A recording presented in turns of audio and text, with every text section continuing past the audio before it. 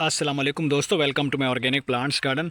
दोस्तों, आपके पौधे अचानक क्यों सूख जाते हैं? पत्ते क्यों पीले हो जाते हैं? पत्ते झड़ क्यों जाते हैं? पौधों के ऊपर फल फूल क्यों नहीं लग पाता? हमारा पौधा सरसब्ज होने के बावजूद भी इसके ऊपर फ्लावर्स नहीं आते या फिर इसके ऊपर फल नहीं बन पाता।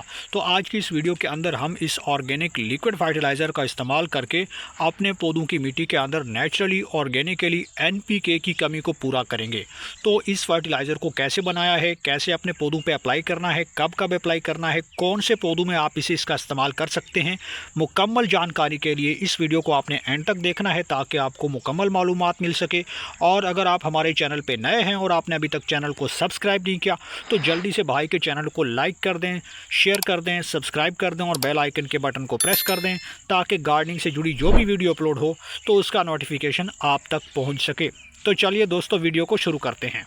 तो दोस्तों, इस लिक्विड फर्टिलाइज़र को इस्तेमाल करने से पहले चंद बातों का ध्यान रखना बहुत ज़रूरी है। अगर आप गार्डनिंग करते हैं तो आपके लिए जानना बहुत ही ज़रूरी है। सबसे पहली बात यह है दोस्तों कि आपके पौधों के पत्ते पीले क्यों हो जाते हैं, झड़ क्यों जाते हैं या ओवरऑल आपका पौधा सूख क्यों जाता है। तो 3 किस्म के मेजर मैक्रो न्यूट्रिएंट्स जो हमारे पौधों के लिए बहुत ही ज़्यादा एसेंशियल हैं। सबसे पहले नंबर पे बात आती है नाइट्रोजन की, दूसरे नंबर पे बात आती है फास्फोरस की और तीसरे नंबर पे बात आ रही है पोटाशियम की। जब ये तीनों मैक्रो न्यूट्रिएंट्स की कमी होगी पौधों की मिट्टी के अंदर तो फिर आपके पौधों के अंदर जो भी ग्रोथ है, जो भी इसके ऊपर हरापन है, उसकी कमी आएगी। तो जब नाइट्रोजन की कमी होगी तो आपके पौधों के ऊपर हरापन कमज़ोर हो जाएगा, ख़त्म हो जाएगा, पत्ते पीले हो जाएंगे और ओवरऑल पौधे की ग्रोथ स्टंट हो जाती है।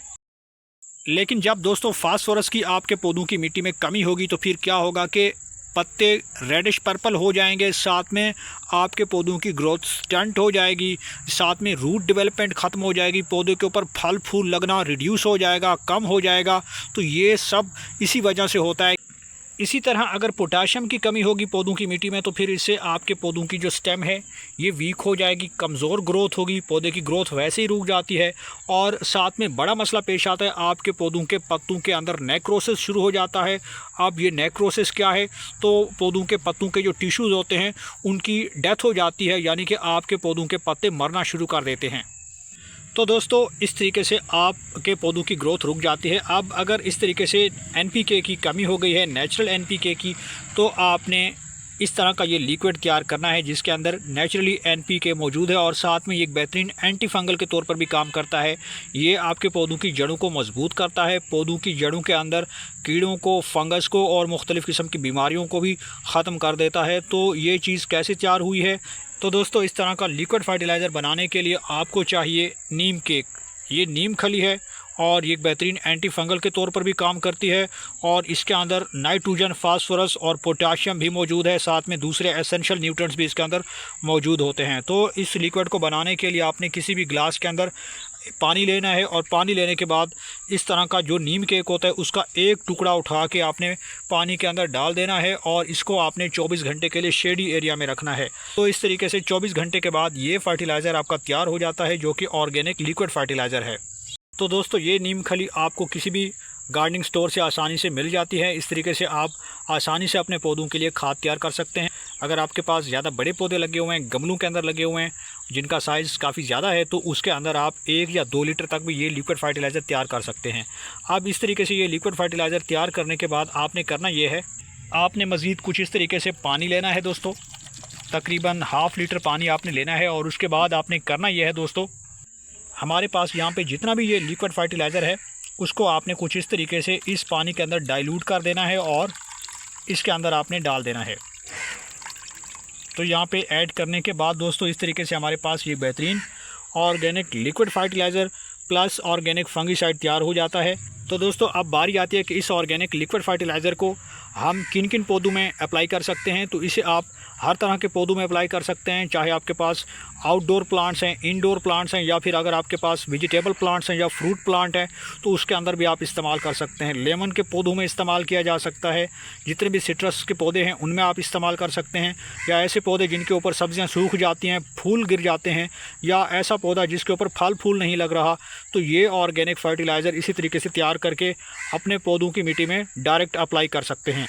दोस्तों, गुड़ाई करना बहुत ज़रूरी है। जब तक आप गुड़ाई अप्लाई नहीं करते आपके पौधों की मिट्टी हार्ड हो जाती है और अच्छे से जो भी फर्टिलाइज़र आप ऐड करते हैं वो जड़ों तक नहीं पहुंच पाता।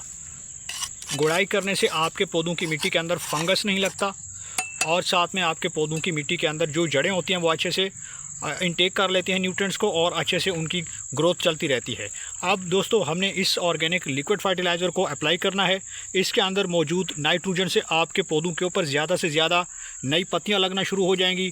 जो ग्रीनरी है आपके पौधों की वो बढ़ जाएगी। साथ में आपके पौधों के ऊपर नई ब्रांचेस आना शुरू हो जाएंगी।